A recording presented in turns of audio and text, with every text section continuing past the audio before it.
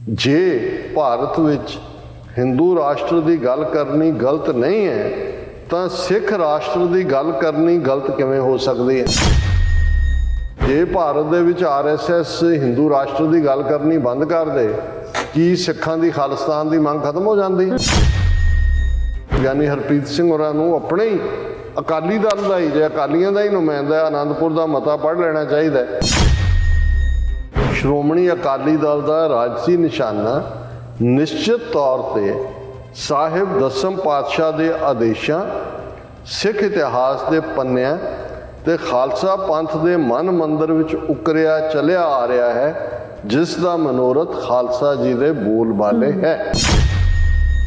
खालसा जी के इस जन्म सिद्ध अधिकार नूं बर्थ राइट दृष्टमान करन लई कि उन्होंने इन रियलिटी बदलण दे लई लोड़ींदे देश काल, टाइम स्पेस अते राजसी विधान की पोलिटिकल कॉन्स्टिट्यूशन सिरजना प्राप्ति श्रोमणी अकाली दल के बुनियादी ढांचे की नहीं है।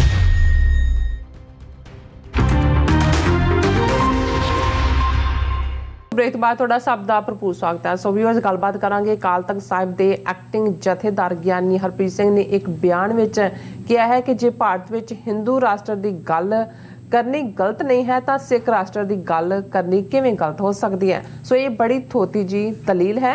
जे हिंदू राष्ट्र की मंग ना भी होवे तां भी सिख कौम ने अकाल तख्त साहिब तो सरबत खालसा राही कौमी निशाना खालिस्तान मिथ्या होया है, जड़ा सिख कौम ने हर हालत विच हासिल करना ही करना है। सो इस बारे आप गलबात करन जा रहे हैं। सो असीं चाहांगे कि तुसां इस तरह बने रहना, देखण सुन लिया लिखण लई तुहाडा सब दा बहुत बहुत धन्नवाद। जीरा साहब की कहना चाहोगे? देखो, एक लफ्ज़ां की जादूगरी हुंदी है जी, एक लफ्ज़ां की पेचीदगी हुंदी है। एक जदों अंग्रेजी दे विच कहा जाता है राइटिंग ऑन द वॉल, फिर यह हुंदा है कि रीडिंग बिटवीन द लाइन्स, बिल्कुल। फिर एक ये हुंदा है कि what has not been said। सो ये सारी चीज़ां जदों असी किसी भी लीडर ਜਾਂ किसी भी आगू की लिखत बयान किसी इशू के उत्ते टिप्पणी देखते हैं तो जिहड़े सियाणे समीख्याकार हुंदे ने, एनालिस्ट हुंदे ने ਜਾਂ जिहड़े उस दे ऑब्जर्वर हुंदे ने, वो उस तो अंदाज़ा लांदे ने कि इस मामले के उत्ते ये जिहड़ा गल कहण वाला बंदा है ये किन्ना क सिंसीयर है, किन्ना क इसदा भार है और इसदा असल मतलब की है। हुण एक्टिंग जथेदार ਗਿਆਨੀ हरप्रीत सिंह ਜਦੋਂ एक्टिंग कौमियां ਦੇ ਵਿੱਚ ਹੀ ਆਉਂਦਾ है, सो बहुत बार वो एक्टिंग ही कर रहे ਹੁੰਦੇ ਨੇ। जिन्हें भी ਹੁਣ एक्टर ਦਾ ਤਾਂ ਹੀ ਹੁੰਦਾ ਨਾ, जिन्हें जिन्ने पैसे ਦਿੱਤੇ ਭਾਵੇਂ ਤੁਸੀਂ ਰਵਾਣਾ ਹੈ ਰਵਾ ਲਓ, ਹਸਾਣਾ ਹਸਾ ਲਓ, ਰੋਣ ਦੇ ਵੀ ਪੈਸੇ, ਹੱਸਣ ਦੇ ਵੀ ਪੈਸੇ। ਸੋ एक्टिंग ਦੇ ਤਾਂ ਪੈਸੇ ਹੁੰਦੇ ਹੀ ਨੇ। पर जदों कौम असी जिवें गल करके हटे हैं कि इस किस्म के माहौल च फसी हुई है कि एक होर नस्ल कुशी सिर दे उत्ते मंडरा रही है, दूसरे पासे ग्लोबली एक मुहिम जिहड़ी खालिस्तान दे गोल नूं नेड़े लियाण लई गुरु दी रहमत नाल सिख कौम ने विढ़ी और अज वो करीब नज़र आ रही है। इंटरनेशनल लैवल दे उत्ते सिखां दा मुद्दा, खालिस्तान दी गल, ये लफज और इस नूं हासिल करन दे लई और रेफरेंडम का तौर तरीका होए जां पंजाब दे विच एक अवेयरनैस होए जां पार्लीमेंटरी सिस्टम राਹੀਂ जिवें सर सिमरनजीत सिंह मान MP ਦੀ इलैक्शन जितदे ने जां अज किसान मूवमेंट की जित जिहड़ी सी 13 महीने की ਉਹਦੇ 'ਚ सिक्खी वैल्यूज़ की गल होए। सो मैं हर एक नूं ड्यू क्रेडिट देण 'ਚ यकीन रखदा कि भाई ये सारे ही जिन्ने क भी ने। और हुण जदों गुरु नानक साहब का प्रकाश पुरब है जिस लैवल के उत्ते सैलीब्रेट होया, जिवें असी गल कीती सी कल कि परसों कितनी वड्डी गिणती च 1.5 दर्जन तो ज़्यादा कांग्रेसमैन खुद पार्टिसिपेट करते हैं, उन्होंने स्टाफर आते हैं, किन्ने होर किन्ने मजहब रहिंदे ने इत्थे, किन्नियां क दे दिन जिहड़े ने उत्थे सैलीब्रेट किए जाते हैं। सो ये अपने आप दे विच तुहाडी होंद, तुहाडी पोलिटिकल प्रैजेंस, ईवन UK की पार्लीमेंट के हवाले नाल मैं देख रहा सी कि भाई तनमनजीत सिंह ढेसी ने उन्होंने घेरिया ऋषि सूनक नूं, जिहड़ा उत्थे बाली इंडोनेशिया च मिल के आया मोदी नूं ताज़ा कि जी 3000 इंडियंस नूं हर साल जिहड़ा है वो वीज़ा जरूर दिता जाएगा। उन्हें कहा तेरी इमीग्रेशन मिनिस्टर की कहंदे सी भी सब तो ज़्यादा गंद ओवरस्टे ਇੰਡੀਅਨ ਕਰਦੇ ਨੇ, ਤੂੰ ਇੱਥੇ ਇਹ ਕਰਕੇ ਆਇਆ ਤੇ ਤੁਹਾਡੀ ਪਾਲਿਸੀ ਕੀ ਹੈ। ਔਰ ਉਹਦੇ ਚੋਂ ਐਸਾ ਉਹ ਪੈਰੋਂ ਹਿੱਲਿਆ ਕਿ ਉਹ ਉਹਨੂੰ ਬੜਾ ਕੌੜੀ ਜਿਹੀ ਅੱਖ ਨਾਲ ਦੇਖ ਰਿਹਾ। ਫਿਰ ਇਹੀ ਨਹੀਂ ਹੈ, ਜਦੋਂ ਰਿਸ਼ੀ ਸੁਨਕ ਬੈਠਦਾ ਹੈ, ਇੱਕ ਗੋਰੀ MP ਜਿਹੜੀ ਕਿ ਜ਼ਾਹਰ ਹੈ ਉੱਥੋਂ ਸਕਾਟਲੈਂਡ ਤੋਂ ਹੈ, ਉਹ ਉਹਨੂੰ ਜੱਗੀ ਜੌਲ ਦਾ ਸਵਾਲ ਪੁੱਛਦੀ ਹੈ ਕਿ ਤੂੰ ਮੋਦੀ ਨੂੰ ਮਿਲਿਆ ਹੈ। ਜੱਗੀ ਜੌਲ ਜਿਹੜਾ 5 ਸਾਲ ਤੋਂ ਹੋ ਗਿਆ ਉਹਨੂੰ ਡੱਕਿਆ ਹੋਇਆ ਉੱਥੇ ਬਿਨਾਂ ਉਹਦੇ ਤੇ ਟ੍ਰਾਇਲ 'ਚ, ਉਹਦੇ ਬਾਰੇ ਤੂੰ ਕੀ ਕਿਹਾ। ਔਰ ਉਹ ਉਹਦੇ 'ਚ ਕਹਿ ਰਿਹਾ ਜੀ ਮੇਰਾ ਮਿਨਿਸਟਰ ਗਿਆ ਸੀ, ਉਹਨੇ ਵੀ ਗੱਲ ਕੀਤੀ ਵੀ। ਮਤਲਬ ਇਹ ਹੈ ਕਿ ਜੇ ਇੰਗਲੈਂਡ ਦੀ ਪਾਰਲੀਮੈਂਟ ਔਰ ਇਹ ਸਾਰੀਆਂ ਵੀਡੀਓਜ਼ ਨੇ ਨਾਲ ਦੀ ਨਾਲ ਦੁਨੀਆ ਦੇਖ ਰਹੀ ਹੁੰਦੀ ਹੈ, ਇਹ ਤੁਹਾਡੀ ਤਾਕਤ ਸ਼ੋਅ ਕਰਦੀ ਹੈ। ਹੁਣ ਜੇ ਅਸੀਂ ਕੈਨੇਡਾ ਦੇ ਹਵਾਲੇ ਨਾਲ ਦੇਖੀਏ, ਉੱਥੇ ਵਾਲੇ ਜਿਹੜੇ ਟੌਂਚ ਕਰਨਗੇ, ਕਹਿਣਗੇ ਜੀ ਜੇ ਤੁਸੀਂ ਬਣਾਉਣਾ ਹੀ ਹੈ ਤੇ ਉੱਥੇ, ਕਿਉਂਕਿ ਦੋਨੋਂ ਹੀ ਜਿਹੜੇ ਹੋਏ ਰੈਫਰੈਂਡਮ ਬਰੈਂਪਟਨ 'ਚ ਹੋਏ, ਬਰੈਂਪਟਨ 'ਚ ਸਿੱਖ ਪਾਪੂਲੇਸ਼ਨ ਹੈ ਚੰਗੀ, ਔਰ ਉੱਥੇ ਕਹਿ ਰਹੇ ਸੀ ਜੀ ਬਣਾਉਣਾ ਹੀ ਹੈ ਇਹਨੂੰ, ਜਸਟਿਨ ਟਰੂਡੋ ਨੂੰ ਕਹੋ ਜੀ ਬਰੈਂਪਟਨ ਦੇ ਵਿੱਚ ਬਣਾ ਦੇ ਖਾਲਿਸਤਾਨ।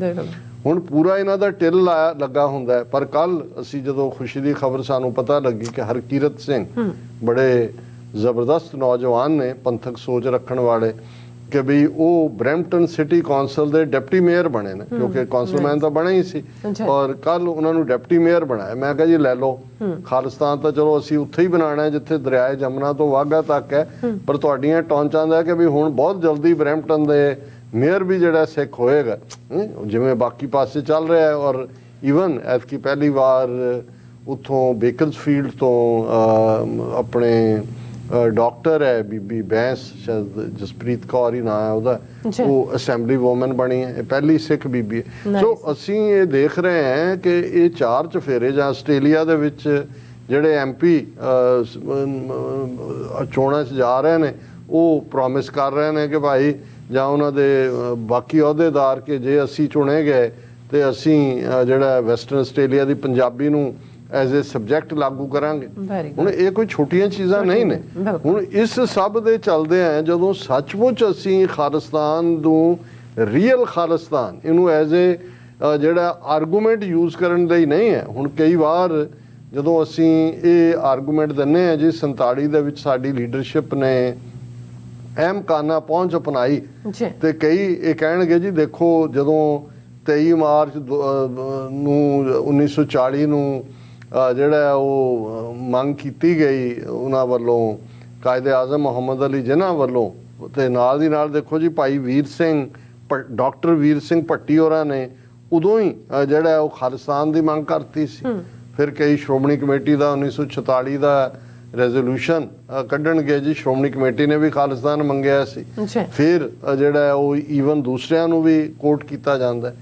ਪਰ ਇਹ ਖਾਲਿਸਤਾਨ ਮੰਗਣਾ ਇਵੇਂ ਹੀ ਸੀ ਜਿਵੇਂ ਇਹ ਗਿਆਨੀ ਹਰਪ੍ਰੀਤ ਸਿੰਘ ਆਪਣੇ ਬਿਆਨ 'ਚ ਕਹਿ ਰਿਹਾ ਹੈ ਕਿ ਉਹਨੇ ਕਿਹਾ ਕਿ ਜੀ ਭਾਰਤ ਵਿੱਚ, ਜੇ ਭਾਰਤ ਵਿੱਚ ਹਿੰਦੂ ਰਾਸ਼ਟਰ ਦੀ ਗੱਲ ਕਰਨੀ ਗਲਤ ਨਹੀਂ ਹੈ ਤਾਂ ਸਿੱਖ ਰਾਸ਼ਟਰ ਦੀ ਗੱਲ ਕਰਨੀ ਗਲਤ ਕਿਵੇਂ ਹੋ ਸਕਦੀ ਹੈ।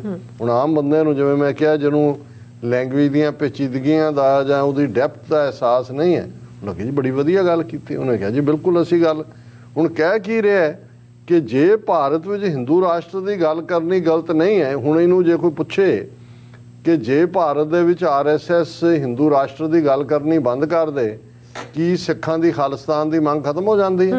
ਤੇ ਸਾਡੀ ਖਾਲਿਸਤਾਨ ਦੀ ਦਾ ਨਿਸ਼ਾਨਾ ਨਹੀਂ ਹੈ।